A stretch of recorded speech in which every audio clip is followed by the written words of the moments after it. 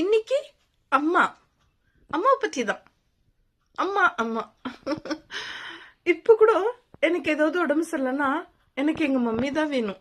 Mummy மம்மின்னு சொல்லி தான் mummy வேணும், அவங்க மடியில் கொஞ்சம் படுத்துடணும், அப்போ தான் எனக்கு ரிலாக்ஸாக இருக்கும்.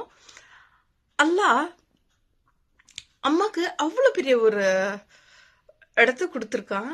பிள்ளைகளா, அம்மா கிட்ட கோச்சிட்டு இருக்காதீங்க. அம்மா உங்கள் நன்மைக்கு தான் எது ஒன்றும் சொல்லுவாங்க.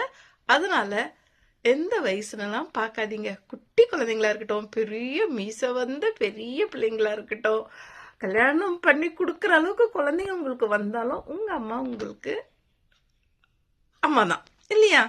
நீங்க அவங்களுக்கு என்னதான் இருந்தாலும் பிள்ளைதான். அல்லாஹ் அம்மாக்கு எவ்வளோ பெரிய ஒரு இடத்த கொடுத்துருக்கான். நம்ம நபிகளாயகம் ஸல்லல்லாஹு அலைஹி வஸல்லம் கிட்ட வந்து ஒரு சஹாபி கேட்டாங்களாம், நான் வந்து எனக்கு நல்ல ஃப்ரெண்டு யாருக்கிட்ட இருக்கலாம் அப்படின்னா அம்மா சொன்னாங்களாம்.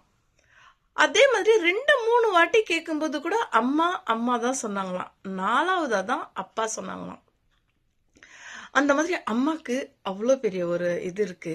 அல்லாஹ் வந்து அம்மாக்காக அந்த சஃபா மர்வாவையே ஏற்படுத்தி கொடுத்தான். நான் வந்து ஹம்ரா போகும்போது ரொம்ப அதை பார்த்து நெகிழ்ந்து போனேன். எல்லாரும் அந்த இடத்துல ஓடினாங்க. நம்ம அந்த ஹாஜராமா வந்து அவங்க வந்து அவ்வளோ ஓட்டம் ஓடி அவங்க வந்து அது நினைச்சாவே இதா இருக்கு. குழந்தை அழுகுது அப்படின்னு சொல்லிட்டு கீழே இறங்குறாங்க, தண்ணி வேணும்ன்ட்டு மறுபடியும் மேலே ஏறுறாங்க. எவ்வளோ அந்த தாய் உள்ளம் எவ்வளோ ஒரு தவிப்பு தவிச்சிருக்கும்.